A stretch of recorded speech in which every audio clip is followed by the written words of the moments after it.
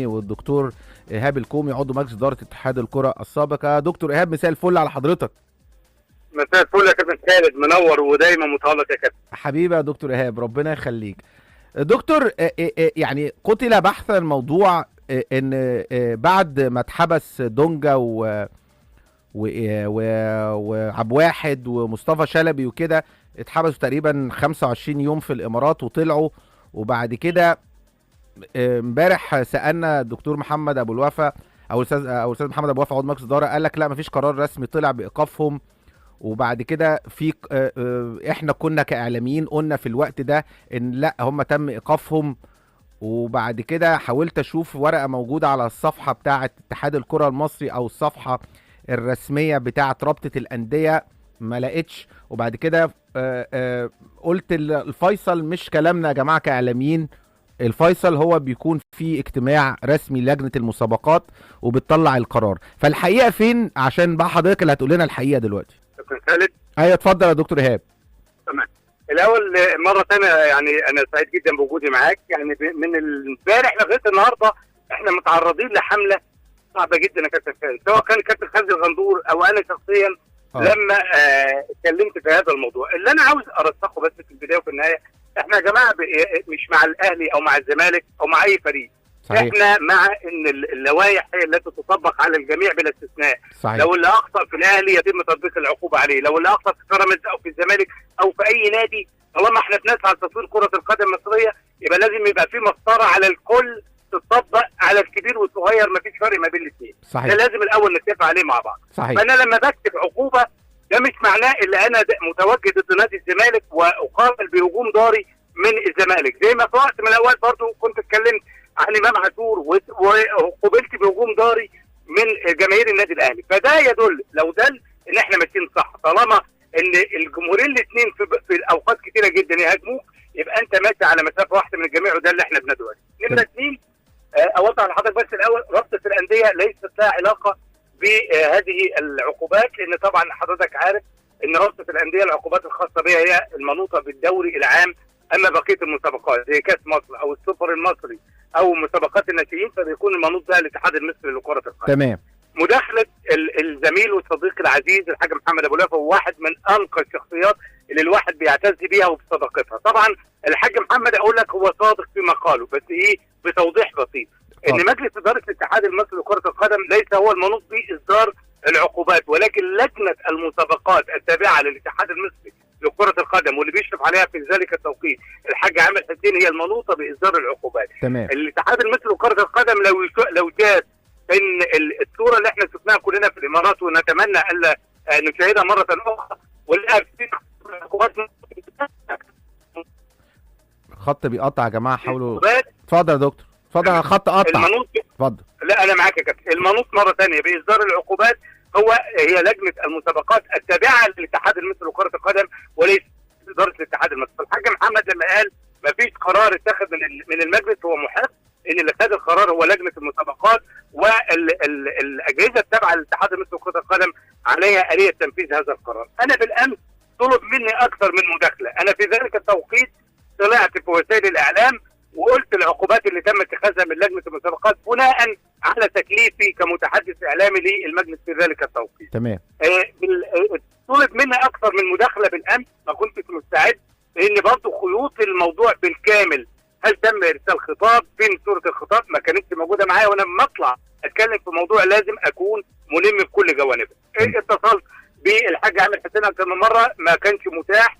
كلمت الاستاذ جمال علام رئيس الاتحاد المصري لكره القدم، الراجل وصل للحاج عامر حسين، وبعد كده الاستاذ جمال علام بعت لي صوره الخطاب اللي تم ارساله الى نادي الزمالك. تمام. وبناء عليه انا على صفحتي الشخصيه بالامس كتبت العقوبات، وبعد كده وثقتها بصوره الخطاب اللي صدر من الاتحاد المصري لكره القدم. وهجوم يعني ضاري، يعني مش عاوز اتكلم. انا نفسي اما حد ينتقد حد انتقد الكابتن خالد في ادائه في كذا، ولكن اللي انا اخد تجريح فده كابتن خالد لا يليق ابدا للاسف الشديد. ان المفترض ان الخلاف الراي لا يفسد ضد قضيه، ولكن احنا عندنا العمليه بقت هجوم ممنهج للاسف الشديد. السوشيال ميديا بقت حاجه صعبه جدا. فبناء عليه طلعنا صوت الخطاب. والنهارده الاستاذ جمال علام كان في مداخله مع الزميل الاستاذ عبد المعاطي زكي وضح له كافه الامور.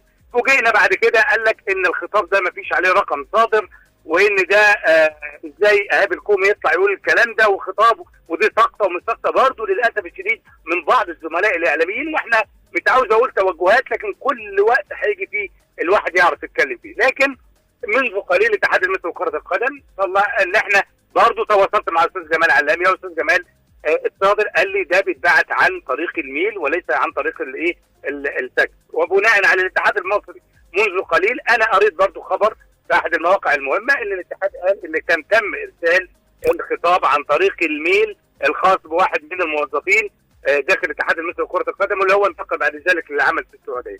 اللي انا عاوز اقوله ان الاتحاد المصري في ذلك الوقت من خلال لجنه مسابقاته اتخذ القرارات وتم ارسالها لنادي الزمالك بصوره بكره عن طريق الميل. ايه بقى لازمه ان احنا نطلع في هذا التوقيت بهذا الامر مره اخرى ونتكلم فيه وكان قتل بحثا وانتهى الامر تماما؟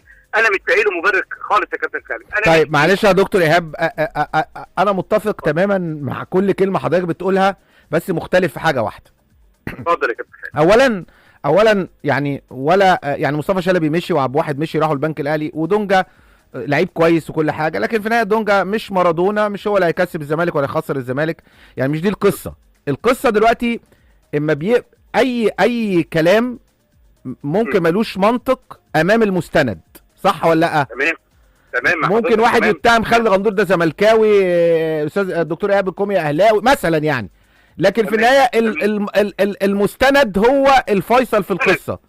فهنا السؤال، اما بيبعت مستند لنادي، ما هو نادي الزمالك بيقول لك انا ما جاليش حاجه، تمام؟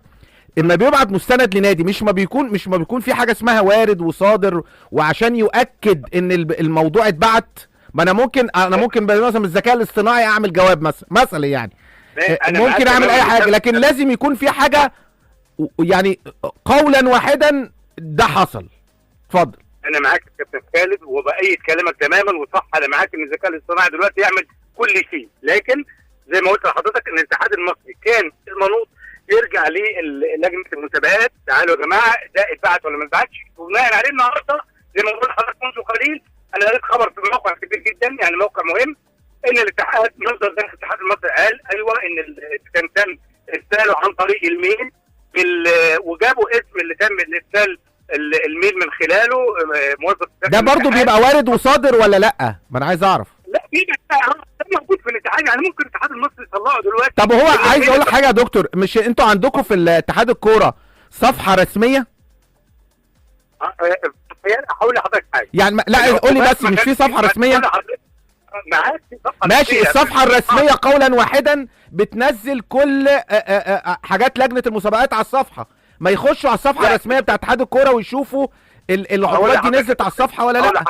لا ما كانش في وقت من الاوقات ما كانتش العقوبات الخاصه بلجان المسابقات بتنزل على الصفحات الرسميه زي ما عامله رابطه الانديه دلوقتي اللي هي بتنزل العقوبات من خلال الصفحه الرسميه الخاصه بيها. ما كانش بيحصل ده. ممكن الصفحه الرسميه كان بينزل عليها اجتماعات مجلس الاداره لو في حاجه ثانيه بتظهر فيها، لكن كانت العقوبات بتبلغ للانديه من خلال زي ما انت بتشوف بتتبعت بالميل عن طريق. لا بس انا فاكر اياميها برضو كان في مواقف حصلت ايام الحاج عامر حسين كانت بتنزل على الصفحه، انا كنت راجل اعلامي وبشوف الحاجات دي على الصفحه. انا بقول لحضرتك ما كانتش كل الاحوال بتنزل على الصفحه، يعني حاجات عقوبات بتنزل وعقوبات لا؟ لا مش شرط عقوبات. بص يا كابتن، في امور مثلا زي الموضوع بتاع السوبر وانت عارف واللي كان حاصل في الامارات، ففي برضه زي ما انت عارف الحس والبعد ممكن انت الدنيا ملتهبه. تمام. كمتحدث قسم ليه تمام يا دكتور. في ذلك توقيت واعلنت ده من خلال وسائل الاعلام. طيب يبقى انت كده من خلال حضرتك كعضو مجلس اداره وكعلاقتك بالحاج عامر حسين بتؤكد ان دونجا ومصطفى شلبي اتوقفوا، والاستاذ جمال علام اتوقفوا بقرار من لجنه المسابقات اللي بيترأسها في ذاك الوقت الحاج عامر حسين. والنهارده الاتحاد المصري لكره القدم اقر ان اتبعتت ميل عن طريق احد الموظفين الموجودين في الاتحاد المصري لكره القدم وذكر اسمه. تمام. انا مش فاكر اسمه بالظبط. تمام. شكرا جزيلا يا دكتور. اتفضل يا دكتور، اتفضل. معلش انا والله عشان الاعلانات. اتفضل. انا معاك. انا بس اللي انا باكد عليه ان الزمالك كيان كبير مش هيتوقف على لاعب. احنا بندعو الى ترسيخ القيم في كل الانديه. لو اخطا الاهلي يوقع على الاهلي، اخطا الزمالك يوقع على الزمالك، طالما احنا بننشد تطوير الكره المصريه. اشكرك يا كابتن. شكرا دكتور ايهاب. يا جماعه، ولا دونجا مارادونا ولا كريستيانو رونالدو ولا ميسي. دونجا لعيب كويس جدا، لعيب في بوتقه الزمالك ممكن يكون عنده، واحمد ربيع ممكن يلعب مكانه، جهاد. دونجا لعب ماتش الاهلي اللي فات والزمالك اتغلب عادي، مش دي القصه. لكن انا مش قادر افهم ازاي مش عارف اثبت ان العقوبه دي طلعت ولا ما طلعتش. خطاب وارد، اصل اتبعت على الايميل، اصل انا مش عارف الاسم بتاع الراجل، اصل انا الدكتور محمد ابو الوفا في عضو مجلس يقول لك لا ما فيش قرارات طلعت، الاستاذ جمال بيقول لك في قرارات طلعت، يعني مش محطوط على الصفحه الرسميه نحط عقوبات لا. ما ده اللي بيعمل لغط على العموم.